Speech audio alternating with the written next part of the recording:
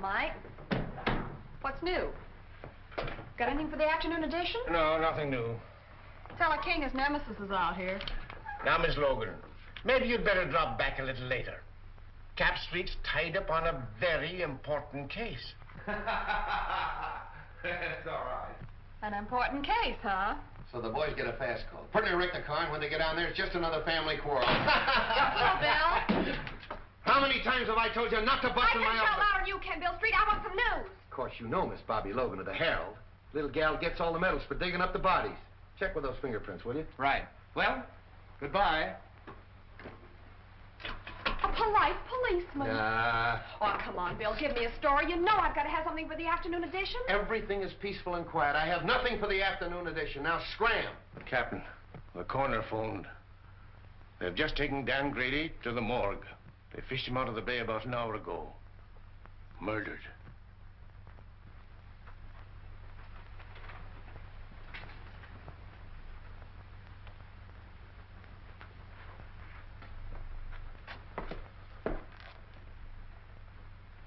Oh, he's going to take this pretty hard, Mike. Sure. Him and Dan was just like brothers. Yes, I know. What makes you think they tried to hide his body, Doc? Well, in the first place, when word was found, washed ashore down the bay. Lungs were collapsed. That means the body was under water pressure for some time. This was tied around the ankles, and there were deep bruises. Tied a weight on him and threw him overboard. That's right, Bill. After the bullets had done their work. Yeah. Did you get them over to ballistics? Mm-hmm. There's a clothes he had on. Take a look. Seaman's outfit.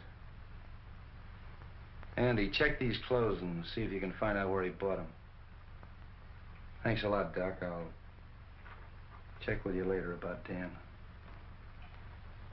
Bye, Bill.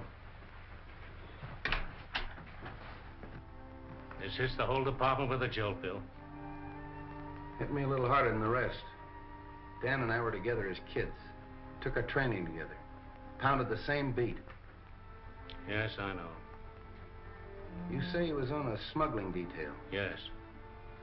That ought to lead us to something. Nothing unless he was following a hot trail. You know Grady. He always preferred to work lone wolf on a case. Well, it's in my department now, Chief. It's homicide. Yes, and you have command of every resource of the department. I may need it. Because I'm going to find out who killed Grady if it's the last thing I do. I know you will, Bill. And good luck. Thanks.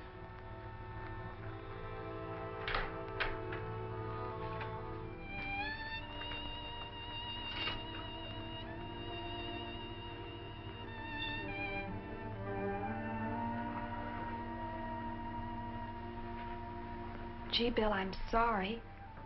I wish I could help. Thanks, Bobby. Funny, but somehow I can't realize it. Does his wife know? Molly? No, not yet. Poor kid. Say, you can help me at that if you want to. Of course. Anything. Go on out to Molly's and break it to her as easy as you can. She doesn't know me very well. You're the one to tell her. Oh, it's a woman's job. Okay, Bill.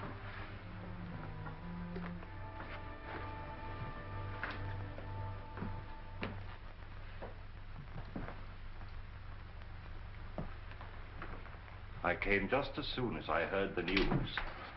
Am I glad, Wong? I sure can use you. Unfortunately, I can't call you in on this case officially. I'm more or less doing it on my own. I'll do everything I can to help.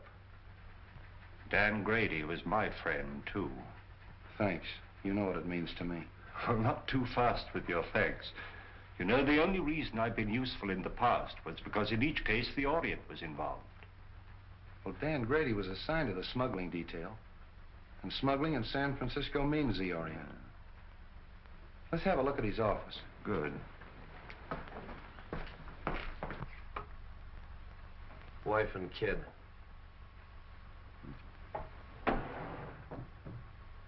You say he was working on a smuggling detail? Yes, sort of a roving commission. The reason they gave it to Dan is because he was born and raised here in San Francisco.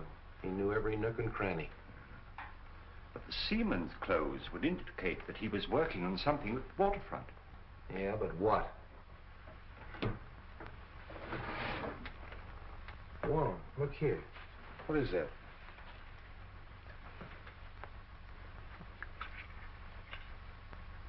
Why, that's a rare piece of emerald jade, as fine a specimen as I've ever seen. Carved in the fashion of the Ming Dynasty. Why, the art of that carving has been lost for hundreds of years. This piece is worth $2,000 or $3,000. Really? Dan was sure working on something hot. Probably that's why he was killed.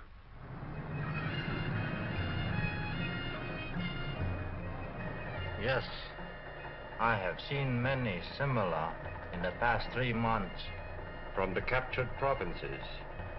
Even so, from the ruined temple of Lao Tzu, is it not so? Torn from their settings by alien hands. Even young China would not use such methods to win its wars. Where did you obtain this? It was in the drawer of the desk of the policeman who was killed. A policeman? A good man. Can you help me? A store called Belton's is on Market Street. There, a wise man could become more wise.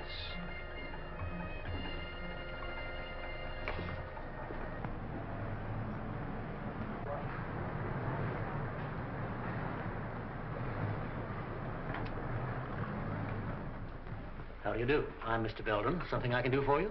I'd like an appraisal on this piece. Why, certainly.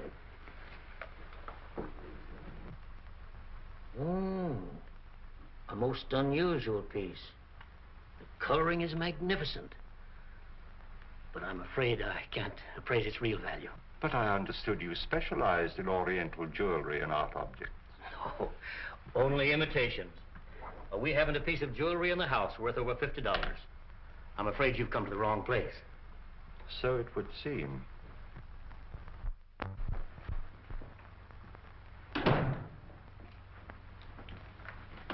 Morning, Dan.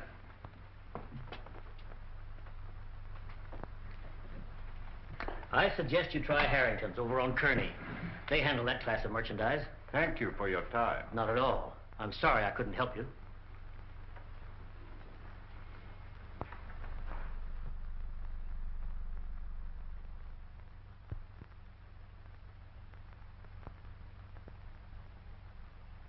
Yeah, Chief, that's the guy, all right. I'd know that face any place. Why, that mustache. Even the checkered tie. Yeah, it's him. Checkered tie, huh? Yeah. Where'd you see him? On the bus going uptown. What time was it? 12 o'clock noon. 12 o'clock noon, huh? You don't say. Yeah. At that time, he'd been lying dead for 3 hours in the morgue. Yeah? Yeah.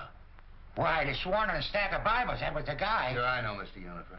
We all make mistakes sometimes, but thanks for coming in anyway. Oh, not at all, Inspector, not at all. Say, maybe it was the guy's double. Yeah.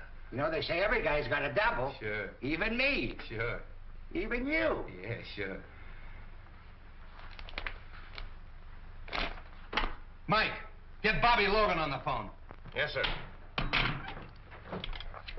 Market 6400.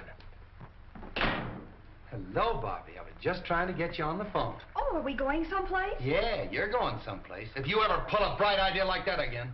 Well, what's the matter with that? Somebody might be able to give you a lead. Somebody might be able to give me a lead. I've had every crank in San Francisco in here this afternoon. Yeah.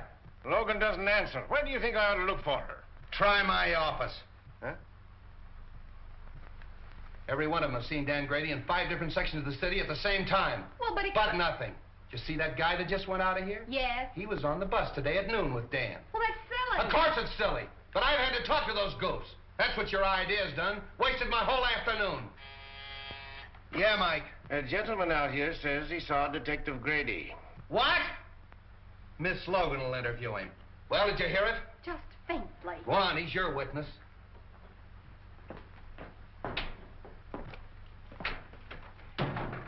Are you Mr. Lyons?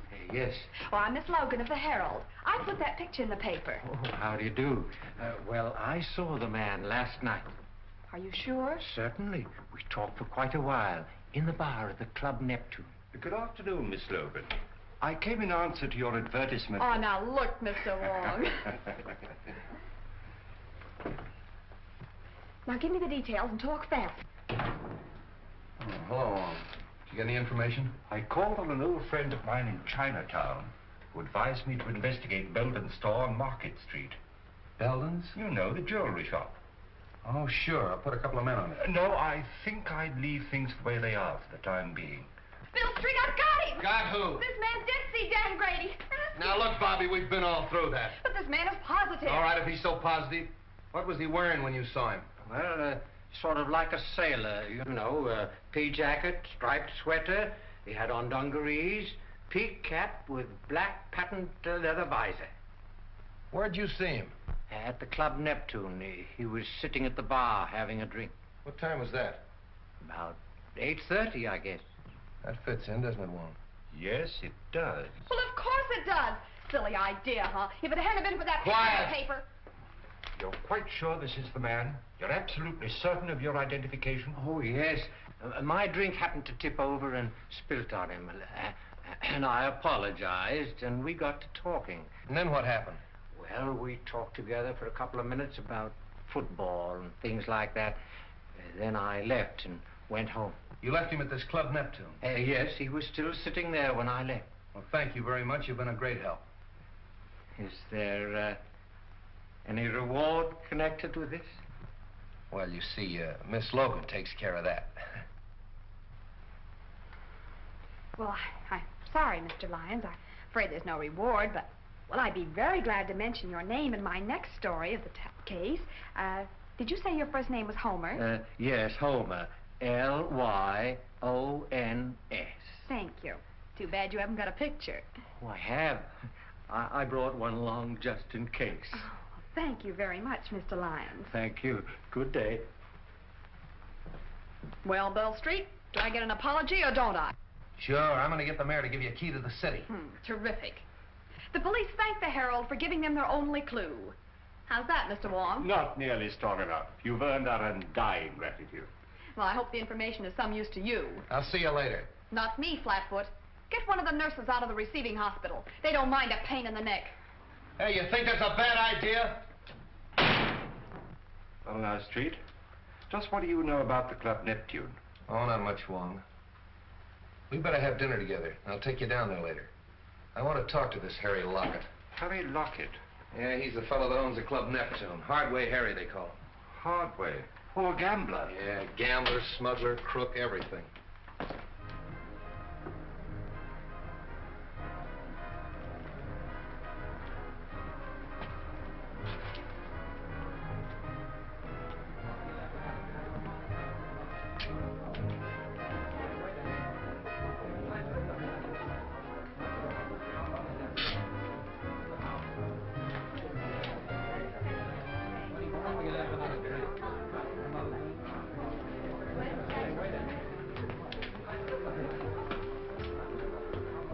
Anything new? No. How are things upstairs? The usual crowd, not much play yet. Has Tanya come in yet tonight? No. I want to see her when she comes in. Okay. Well, then. Get it.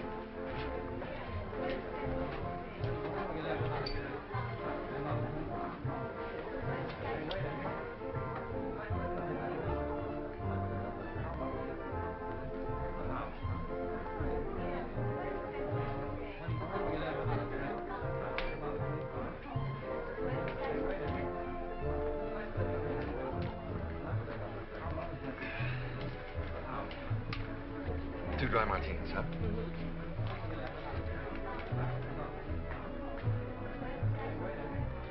Well, don't you recognize anything? What? I'll bet you don't even know what day this is. Of course I do. It's Friday.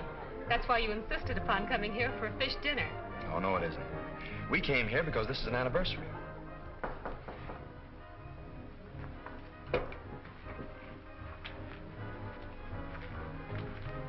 What is it?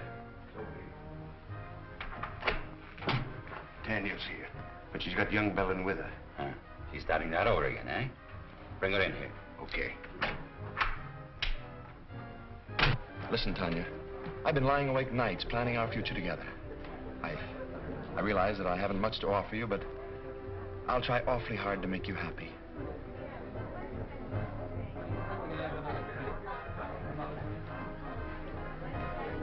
Oh, excuse me, Frank. I think I better go fix my makeup. Surely.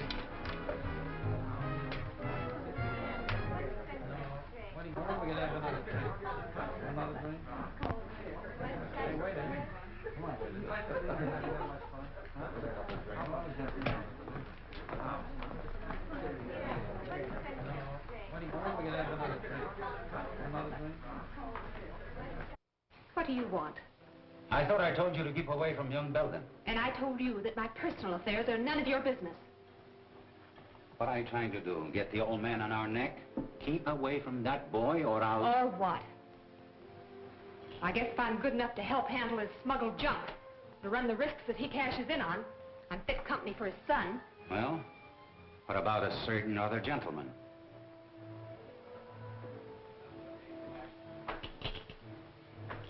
Frank Belden wants to marry me. So, he's got a bed, eh? Wait until his old man hears that. If you open your mouth to make trouble for that boy... So blow me down. You have really fallen for it. Maybe. Or maybe it's just the novelty of finding someone who's decent and on the level. Come on, have some sense. Get the boyfriend out of here and keep him out. We're not in any spot to invite trouble, girlie.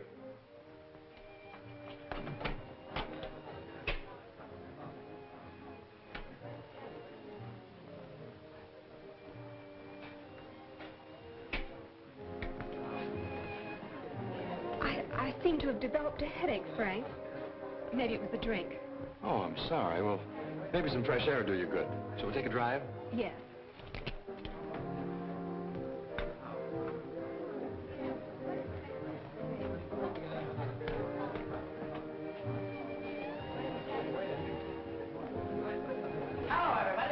Well, ain't it grand we can all be together? Tommy, give me my usual. You know, the good old double. Well, I know you. You're Logan of the Herald. Don't you remember me? I'm the guy you wrote about in that automobile accident. You know, in those days I was a drinking man. Aren't you gonna have your dinner? What dinner? The one you ordered. I ordered dinner? I'm sure you did. Well, skip it. And You know you can handle your drinks better if you have something to eat. I think you got something there.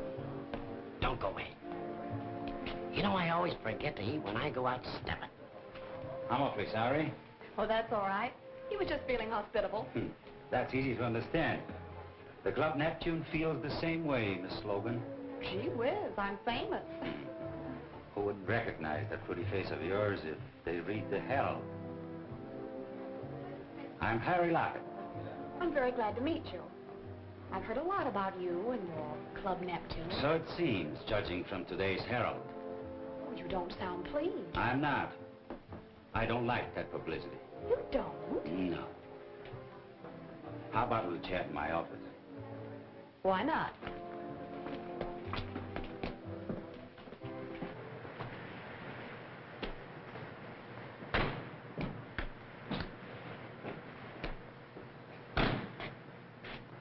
I think I'll take a look round the back. All right, I'll see you inside.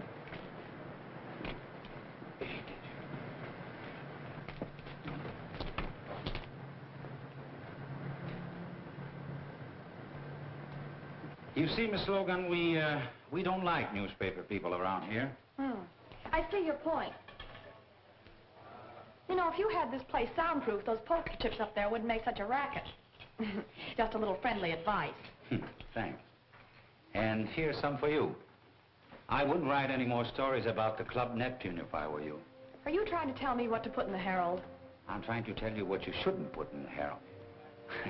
In fact, I'd just as soon you stay out of here. I think you'd be safer. Sometimes some people get hurt. Yeah, Dan Grady got hurt, didn't he? Hey, you sure stick out your neck. Don't you, little girl? Who is it? Captain Street. What are you doing here? Mr. Lockett was just making some suggestions as to the news policy of the Herald. All right, Bobby. Well, now look here, Bill. Come on, come on.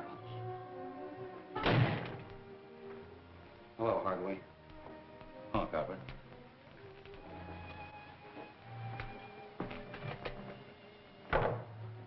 Have a drink? No, thanks.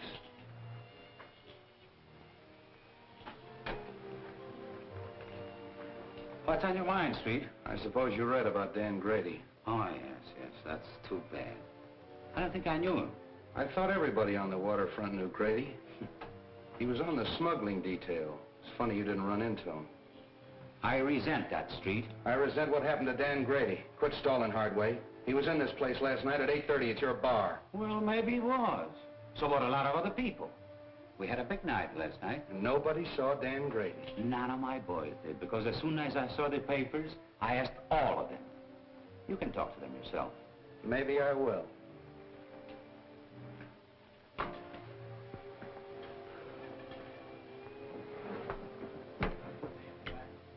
Cigarette? Over there.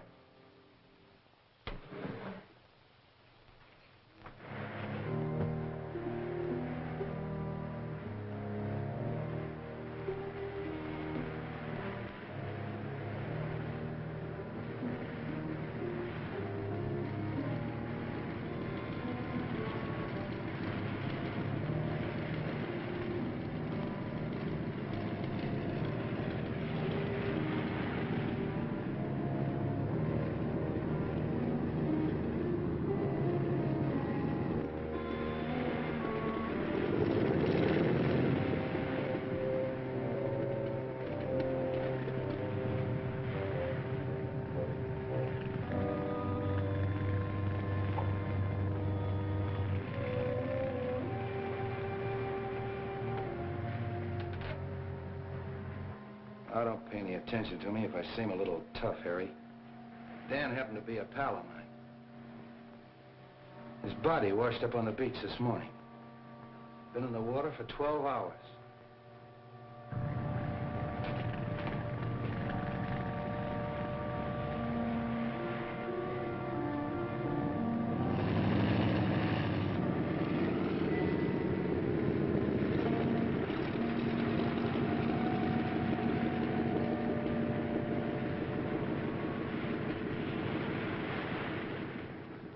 Kind of a tough way to go, isn't it?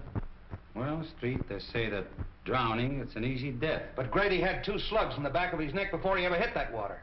That's not so easy, is it?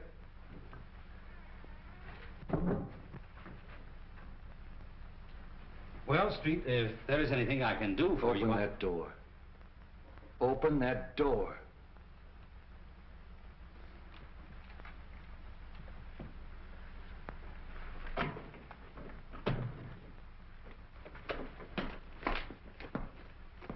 Well, hello, Street. How'd you get in there? The secret stairway in the haunted house. Secret stairway, my eye. Those stairs were there when we bought the place. But they still serve a very useful purpose. This is Hardway Harry Lockett, Mr. Wong. Oh, the Chinese copper. Precisely, Mr. Lockett. The Chinese copper. But to return to our secret stairway, I'm afraid we scared one of your callers away. Evidently, he didn't care to meet my friend, Captain Street. Seafood is our specialty, Mr. Wong.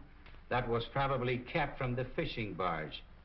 He saw I was busy and beat it. That very adequately describes his exit. He comes in that way because he doesn't like to go through the cafe. Close to the... Slightly fishy, Mr. Lockett. Very fishy.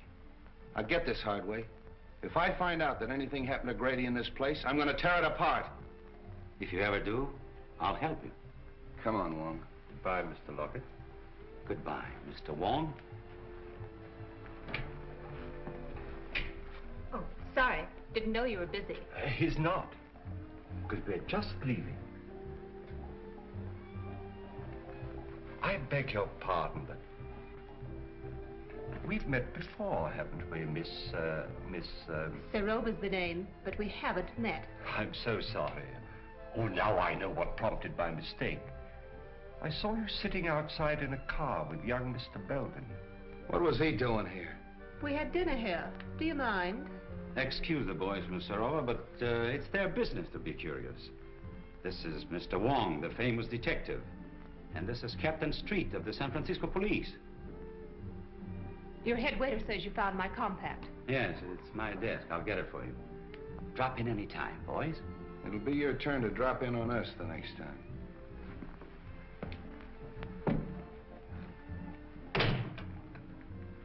You're a help. Why in blaze didn't you get rid of Belden when I told you to? Well, I did. He must have seen us outside in the parking lot. What'd they want? You read the papers, don't you? What do you think? I think that dead policemen are bad medicine. I don't like it, Harry. Relax. They haven't got a thing on us. So Grady was here last night. What does that prove? That the party's getting too rough for yours truly. So, don't tell me Miss Serova's getting jittery, huh? Serova's getting out. Murder's something I don't want any part of.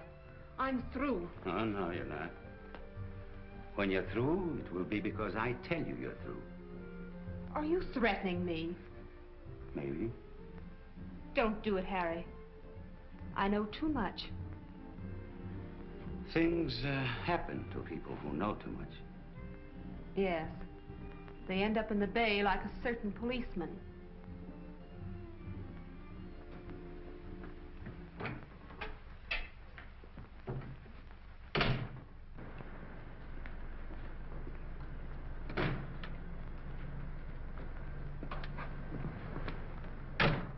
That seafood gag of Hardway's was a hot one. And the young lady who lost her compact. More seafood, eh, Street? I'll say. Well, what's her name? I thought I told you to scram. You're always telling me to scram. Well, you're not gonna ride in a police car. Okay, let me out and I'll put on my roller skates. Oh. I tell you, I don't like the setup. I don't like any part of it. When a dead copper spells trouble, and if this girl starts to talk... Yeah. Yeah, I think so, too. But this idea of mine is something entirely new in radio, Mr. Forbes. Nevertheless, I'm against continuing the program. But Forbes, Belden's has had a radio program for years, and it's been excellent advertising. Not excellent enough to keep you out of the receivership. I represent the creditors, and I cannot approve the expenditure. But, Mr. Forbes, I'm sure this new idea of mine will create a lot of interest. That means customers for Belden's. I can only judge by past performance, Mr. Griswold. Results have not warranted the expense. They all here? Yes. Oh, but, Mr. Forbes, this is a novelty, a complete one-act play in which I enact all the roles, male and female. You see, Mr. Forbes, impersonation is my forte. I think persistence is your forte. Well, I tell you, this is the type of program that's bound to create comment. Why not give it a chance? Just glance through this and you'll get the idea. After the commercial, the music fades out, and you hear footsteps and a knock. Now, read from there on.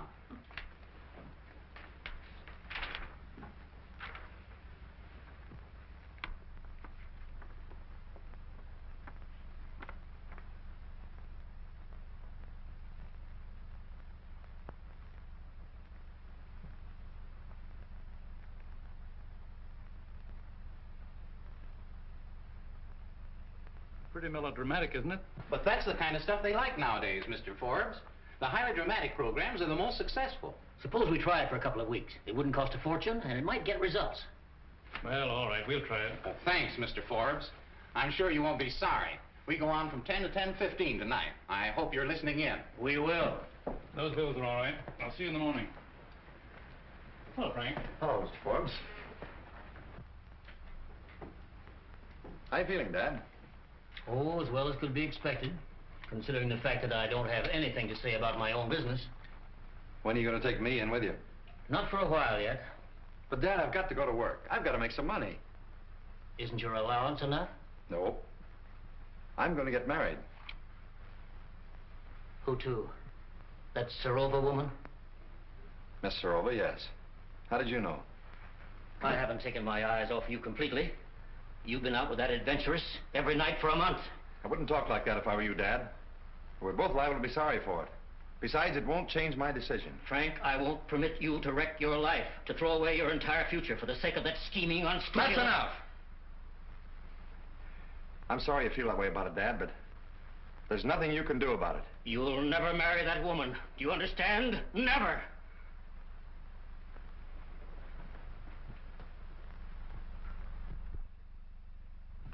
Morning, Soapy. Everything shipshape? No sign of the police, if that's what you mean. Oh, why, Soapy, that's the farthest thing from my mind. Bring me the checks from last night, eh? Okay.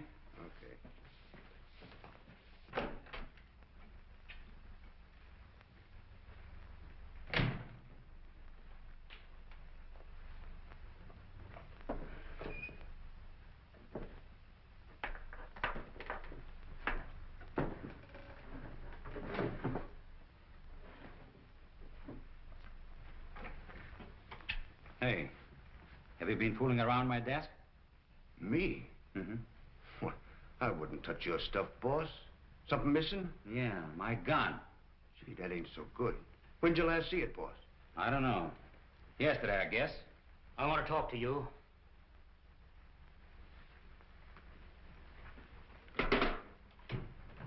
Say, what are you thinking of coming down here after what's happened? I told you I'd get the stuff to you as soon as it was safe or kept to bring it in. That isn't why I'm here.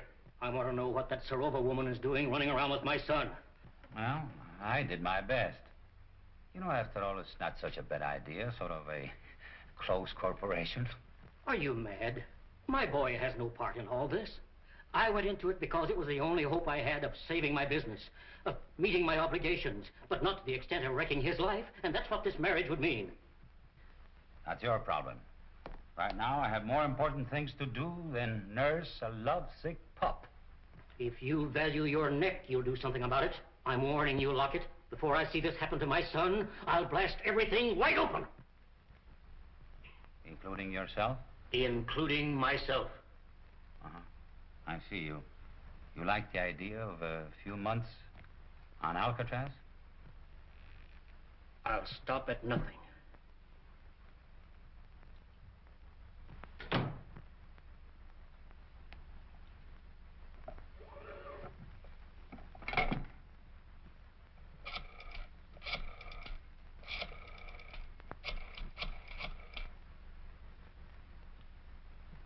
Hello.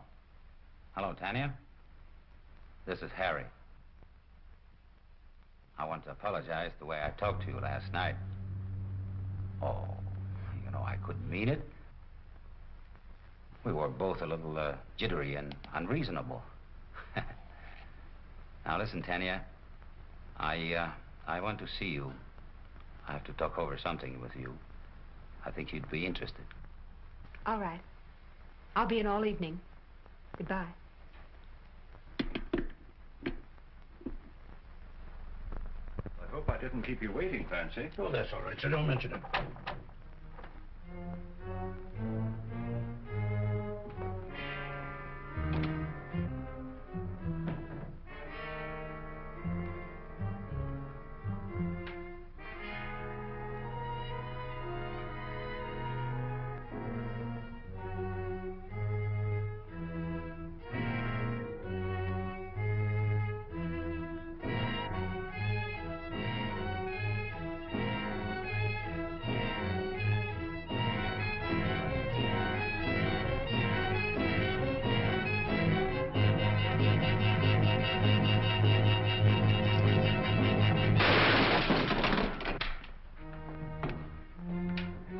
Mr. Wong! Mr. Wong! It's all right, Fancy. He missed me. Oh, I'm glad of that. Who was it, sir? I haven't the least idea, but the shot came from there. Well, we'll find out who that is.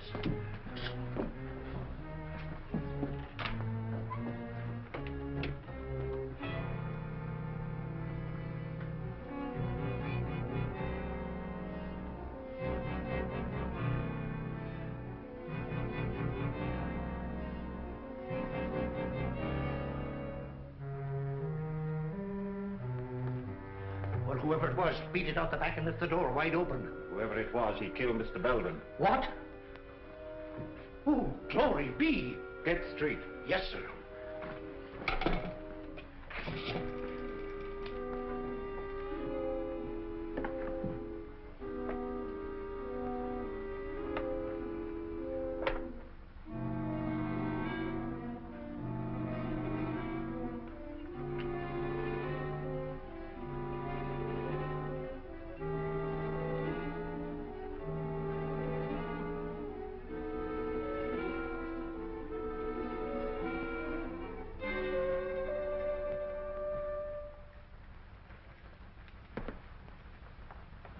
This case has got a million angles. If this jade matches the stuff we found in Grady's office, Belden had a fortune hidden away. And I can't understand why he was in receivership. Well, perhaps he went into this kind of business to get out of receivership. What's that receiver's name? Maybe he can help us. A man named Forbes. You know where he lives? At the town apartments. We'll go up and see him. Clancy, call my office and have young Belden picked up. Tell him to hold him till I get there. And wait for the coroner. Yes, sir.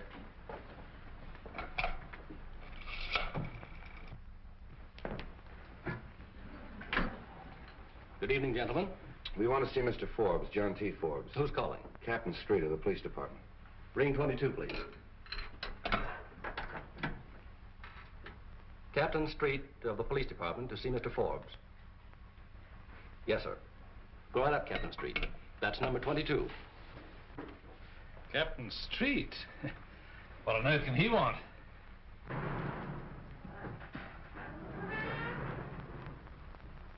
I wonder if I've forgotten a speed ticket. Excuse me. Freddie, take my hand, will you? Okay, but it's 10 o'clock and I'll have to meet Elsie. Probably won't be very long.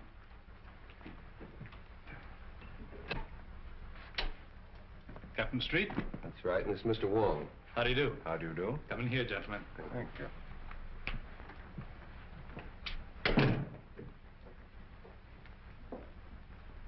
I'm afraid we interrupted your game, Mr. Forbes. Oh, that's all right. Sit down, gentlemen. I've heard a great deal about you at one time or another, Mr. Wong. I'm certainly glad to meet you. Thank you. Well, now, gentlemen, what can I do for you? Might as well come to the point, Mr. Forbes. Frank Belden Sr. of the firm for which you're receiver was found dead a half an hour ago in his store. What? Poor old Frank. I had no idea he felt so desperately about it. Of course, I knew his financial affairs were in bad shape. It was not suicide, Mr. Forbes. He was murdered. Well, this certainly knocks me out. I've got to have a drink. How about you, gentlemen? Thank you, no. Well, thanks. Murdered? Who found him? Give me more of the details. Mr. Wong found the body. Wong? Were you in the store? I was making an investigation of Belden's stock. I found this piece of jade worth at least $2,000 or $3,000. And there are several more pieces, too, just as valuable. I thought they carried only cheap costume jewelry. Could he have been concealing any valuable assets from me? That's exactly what we wanted to find out. I'd like to go down to the store and make a complete examination of that stock. Will that be all right? I think it's a good idea.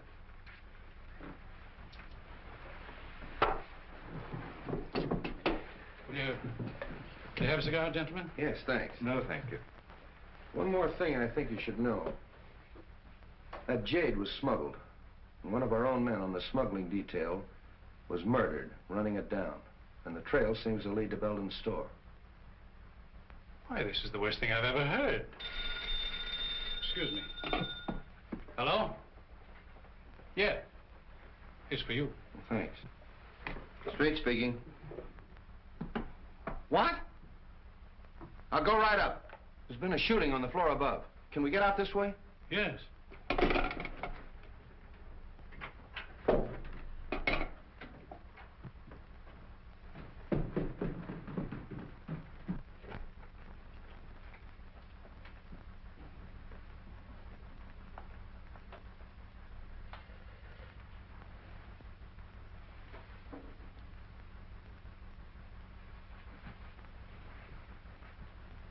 That's that Serova girl.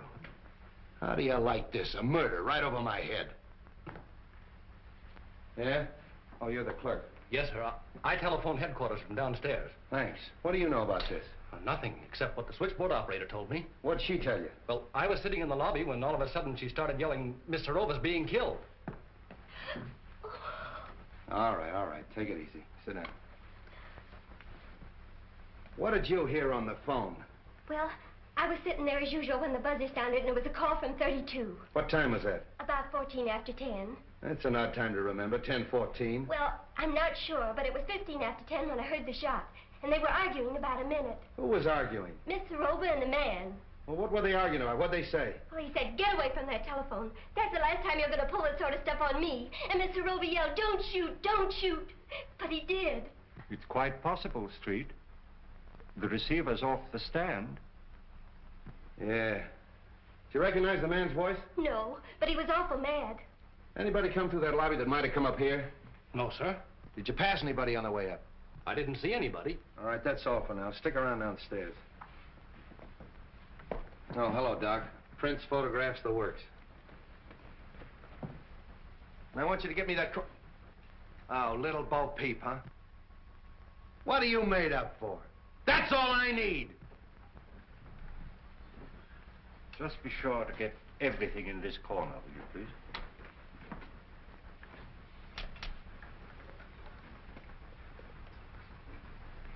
Hello, Ballard.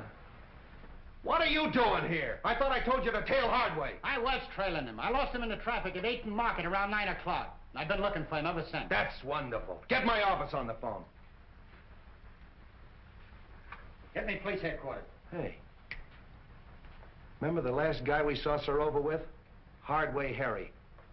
And he ditched Ballard an hour ago. That's our man. Just a minute. Hold it, Mike. Hello, Mike. Hardway ditched Ballard about an hour ago. 8th and Market. Yeah, I want you to send out a couple of men and have him... What? Hardway Harry's been sitting in my office for the last hour. Operator. Get her off the phone! Come on, get off there. Put that thing. Hello, Mike. I want you to hold Hardway. I don't care how you hold him, hold him! Bill LeMay. Will you stop? Well, Bill, the housekeeper... Will you quit picking on me? Mr. Wong, the housekeeper saw a man sneaking up the back stairs. Sit down. I'm sorry, who are you? I'm the maid on this floor. Well, where were you in this... She was looking in the door. Will you be quiet? You say you saw a man coming up the back stairs. I finished by 10 o'clock. I was going down the back stairs when he came in. Who came in? The young man. What young man? Mr. Belden. Belden Jr. He was in the habit of using the back stairs? Sometimes. Then he had his own key? Yes, sir. That settles it. Ballard, pick up young Belden. Good idea. That's all for now, thanks.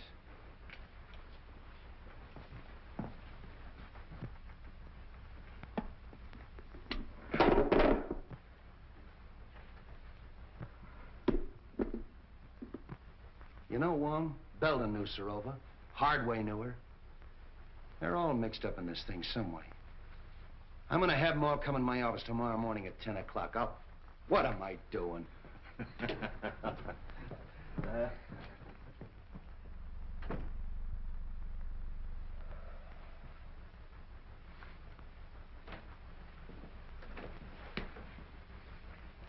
Sit down, Hardway. See who's out there, Jim. Well, how'd you do? Not bad. Have pretty good breakfast, you fellows, you know. Thanks for the cigarettes. Oh, we always take care of our guests. Who's out there? Canucci and Cap Anderson. All right, Jim. Couple of friends of yours.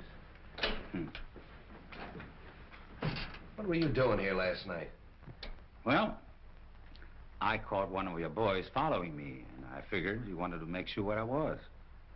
So when he lost me about 9 o'clock, I decided I better check in. So you'd have an alibi because you knew Tanya Serova was going to be killed last night. What? Yeah, murdered last night. Oh, coming in here wasn't such a bad idea, was it? What time did you get here? 9:29 on the dot. Oh, got it figured down to the minute, huh? Yeah, you can check with the sergeant. I know. So? Hello, Wong. Oh, Mr. Wong, the Chinese copper. Look here, Street, you haven't got a thing on me. I knew Sorova, sure. She used to come to my place very often. But so do a lot of other people. Including young Belden. Yes, with Sorova, yes. So what? How well did you know young Belden? Casually. How well did you know his father? Just an acquaintance. When was the last time you saw him? I saw him in my office yesterday. He came to pay his son's bar bill. And you had a little quarrel. And then you followed him down to his jewelry store and shot him. Old man Belden shot? Yeah. That's too bad. Yeah, it is too bad. He got it the same way Grady got it, in the back of the neck. What's your alibi for that? I was being trailed by one of your coppers, by good luck. What? A man named Forbes is out here. He said you sent for him. All right, send him in. Wait outside, Hub.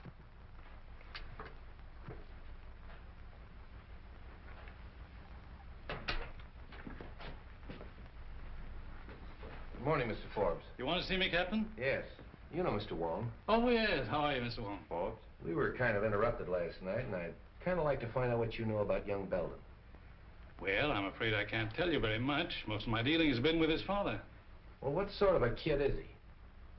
Well, he's always struck me as being a rather nice sort of a chap. Quiet, well brought up, and... So you don't think for a minute that he had anything to do with his father's murder? Maybe. I do know he's mixed up in Sorova's death. Oh, I can't believe that, Captain. Why, it isn't possible. I'm afraid you're wrong. There's Belden, Captain. Picked him up in a quick lunch joint, having coffee. All right, sit down. Have you met Mr. Wong? Perhaps you met him last night. Oh, I've never met Mr. Wong. How do you do? We've been looking for you all night. Where were you? I don't know why the police should be interested in my movements. What's this all about? What were you doing in Tanya Sorova's apartment last night? Oh, we know you were there. The maid saw you sneaking up the back way. If I were you, I'd tell the captain all he wants to know. Well, I don't know what this is all about, Frank, but you're welcome to my legal advice if I can be of any assistance to you. For his father's sake, I feel that I ought to do everything I can to protect him. All right. But I still want to know what you were doing in Tanya Sorova's apartment last night at 10 o'clock. Were you there, Frank? Yes, I was there, but I didn't kill her. She was dead when I found her. Don't give me that. Well, you don't know what you're saying, Frank. I demand that this boy be advised of his constitutional rights. I'll take care of his constitutional rights. This is a murder investigation. Tanya Sorova was killed last night at 10:15. Just 15 minutes after this young man was seen going in her apartment. That's not true. It's not true, I tell you. She was dead when I found her. Are you sure of the time, Street? Your own switchboard operator heard the argument and the report. They phoned Street in your study, you remember? Yes, that's right. All right, Belden, alibi out of that. Come clean. Why'd you kill her? I didn't, I tell you. I love Tanya. Why would I want to kill her? I'll tell you why. Because you were jealous. You thought she was double-crossing you, and you went up to her apartment and you quarreled, and then you killed her. That's a lie. Every word of it's a lie. So you found your sweetheart murdered, and what did you do? You ran out and hid. Why didn't you call the police? I don't know. I was half crazy. Now, see here, Street, this boy is no condition for questioning. I'll say he isn't, because he doesn't know the answers. Gentlemen, I suggest that we all calm down. Allow young Mr. Belden to tell us what happened in his own way. All right. I'm listening. Now, supposing we go back just a little way, shall we? When did you last see Tanya Sorova alive? When she promised to marry me, yesterday afternoon late. And where was that? In her apartment. I was going to take her to dinner, see, but she said she didn't feel well, so I went out and got a bite, and then I drove around a little while. Yes, and then? Well, on the way home, I saw a light in the apartment, and I went up to tell her good night. Are you in the habit of using the back way? Yeah, I had a key. See, sometimes Tanya wasn't in, and I'd go in and wait for her. Yeah, but she was in last night. Did you use the key then? No. No, that's funny. I remember that the door was open. Hmm? What else do you remember? Yes, Belden, go on. Well, I went in and called her, but there was no answer, so I went in the living room, and on the floor I saw her over by the window. Near the telephone? I don't know. I didn't see anything but Tanya. Was there anything else in the room that was unusual, that attracted your attention? Anything at all? Yes, yeah, I remember the radio was on. Oh, don't kid me. The radio wasn't playing when I got there. If you didn't leave that apartment till before 10:15, where'd you go? I don't know, I drove around. I don't know where I went. I drove all night. What? Captain? A fellow out here named Griswold says he's got to see you. Who's Griswold? What does he want? What does he do? What do you want to see him about? Well, I got to talk to him. I'm from radio station LMAB. He's from the radio station, LMAB. I don't know anybody from a radio station. Tell him to wait. He says you got to wait. All right, come clean. You didn't leave that apartment till after 10:15. After you killed her! Stop it, I tell you, stop it! Street, you're getting nowhere browbeating the boy this way. Maybe if you let me talk to him quietly somewhere. All right. I'll talk to him quietly. Would you like to see your father? No. Why should I want to see him? He's probably glad she's dead. Why should he be glad? Doesn't he like her? No. Did you quarrel over with your father? Yeah. Yeah, we had a quarrel and I walked out on him. And then you walked back last night to his jewelry store and shot him, killed him. You mean my father's dead? Stop it, will you? Stop it! What are you trying to do to me? Somebody give me a glass of water. Oh, never mind the water. Oh, I protest. Get him a glass of water. Where is it? Outside. Something wrong, Captain? Yeah, give me that brandy.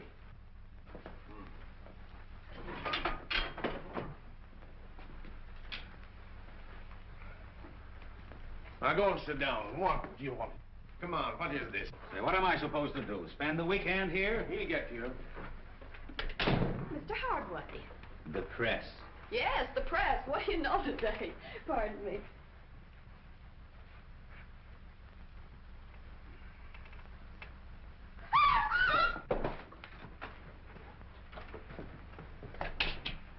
What's the matter?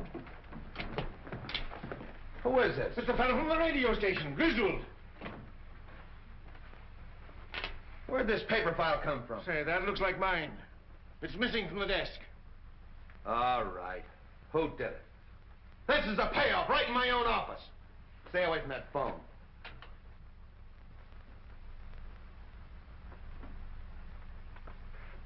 Start talking, Hardway. What, again?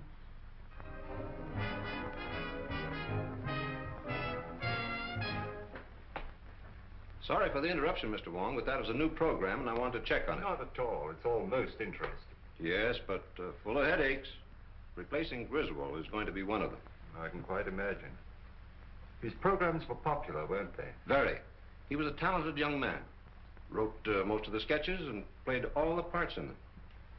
He played female roles as well? Oh, yes. In the sketch you want to see, the one he did last night, he played a very emotional feminine role. Here's the manuscript for it. Thank you. This program went on the air sharply at 10 o'clock? Oh, yes. Radio works on split seconds. Every program is timed exactly. And it ran for how long? 15 minutes in all. The sketch went on at 10:01 and finished at 10:14. The balance of the program time was taken up with commercials. That's advertising. Would it disturb you if I turned on this program? Not at all. I've just finished. I'd like to take this with me. Oh, that'll be all right. Thank you very much. Goodbye. Goodbye. Presenting for your entertainment the first mystery thriller in their new series of programs.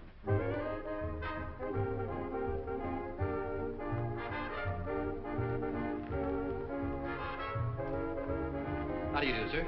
Can I help you? Yes. Is this the new remote control radio? Why, yes, and a very fine instrument, too. I wonder if you'd be kind enough to give me a demonstration. I'd be glad to. Won't you sit down? Thank you. Now, this is the remote control box. Looks like the dial of an automatic telephone. And works very much on the same principle. You see, it's not attached in any way to the demonstration radio. However, being in any part of the house and desiring to change the program, we simply switch the dials and the radio automatically switches. I'll show you. California, fair Tuesday and Wednesday. Moderate temperature, light to moderate northerly wind off coast. At just Northern what California, distance would fair that still south be and partly effective? cloudy, Guaranteed up to north 200 portion, feet. Tuesday and Wednesday.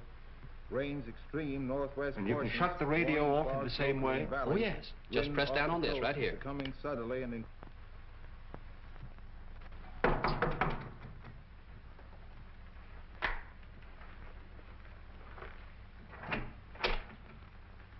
What, again? Yeah. Didn't take long for that lawyer to get you and the boys out, did it, Hardway? Why should it? Say, listen, you can't hang that murder rap on any of us. Somebody killed Griswold, and 3 of you were there when it happened. Yeah, and plenty others. That office of yours was a close second to a railroad station. But what's this visit for?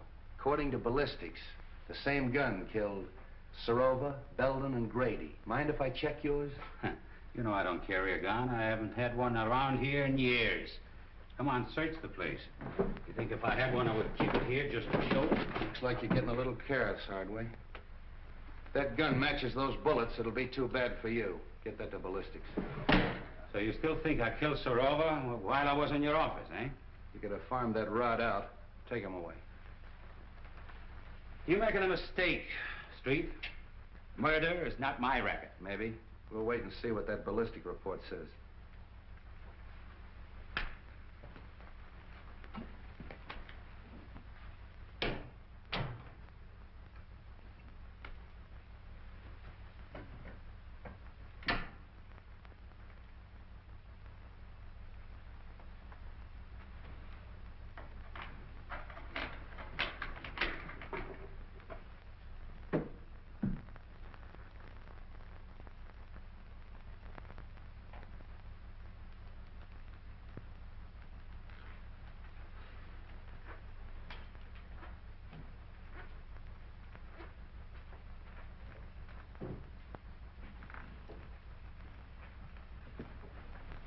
All right, keep your hands right there.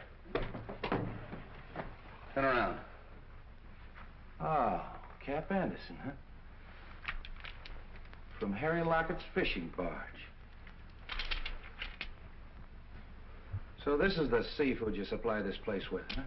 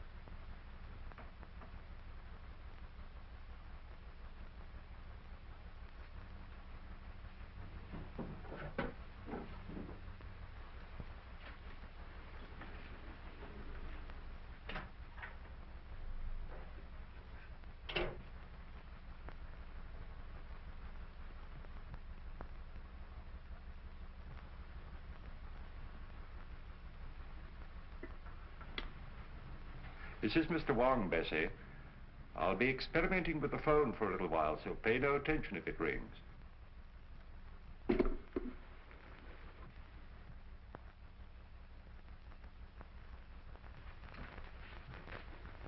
Oh, come in, Forbes. Oh, it's you, Mr. Wong. Well, that is a relief. I was wondering who was up here. Oh, you put that string down past my window. Yes. When I found the receiver off the stand last night, I had an idea that the switchboard operator was intended to overhear what she heard. I don't follow you. I believe that the murderer had a way of forcing her to listen at the right time. You think that a murderer would deliberately invite a witness to his crime? He might arrange to have her think she was a witness. With a piece of cord, a telephone, and a radio. I don't understand. Now, this radio is a new remote control model. Now, let us assume that a certain radio program exactly fitted a given situation. How easy it would be to tune in the desired station at the right time and be nowhere near the instrument. Oh, I see. You mean that the crime could have been committed some time before? Of course. And by any of our suspects who had such cast-iron alibis. Hardway Harry Lockett, for instance, who planted himself in Street's office at the supposed time of the murder. Any of his friends. Even young Belden? Even young Belden. He was here at 10 o'clock. Who knows? Perhaps it was his second visit. You don't believe that, do you? No. Nor that any of the others did it, either? No.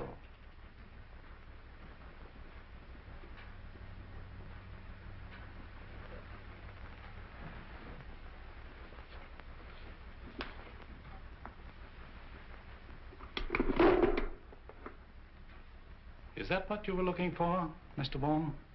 Yes. And you pulled the cord. When I went to get the drink. And when you reached for the cigars? I turned off the radio by remote control. Thank you, Mr. Forbes. Keep away from that telephone. Get over there.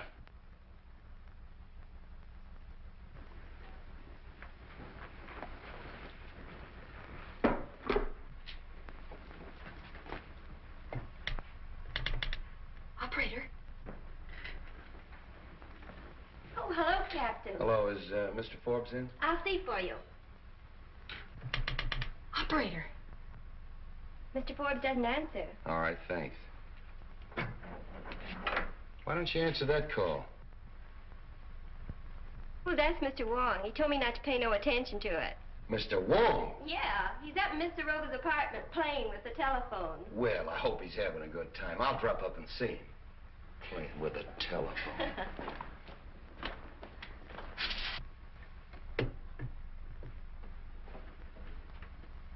I killed Grady because he was in the way, and Belden because he was getting ready to talk. Griswold when he recognized his own program, and Tanya Sorova because she knew too much.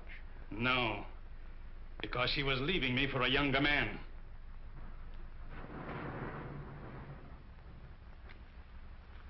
It's you who knows too much. Wong, this is Street. Just a moment, Street.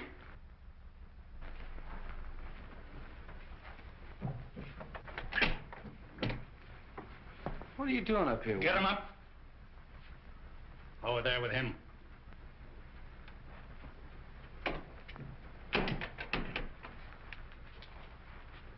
Well, the two of you. That makes it perfect. I suppose you'd like to have us turn around so you could give it to us in the back like you gave it to Grady. Drop that gun. Drop it, I say. Nice work, kid. Take him, Wong. Oh, Bobby. Bobby. Honey. Bobby. Yes? Oh, it's all right, Bessie. The experiment's over. You might give me the Herald, will you? Herald? You have a star reporter on your staff, a Miss Roberta Logan. She has just been instrumental in the capture of John Forbes, confessed murderer in the Dan Grady Sorova case. Oh, yes, this is a scoop.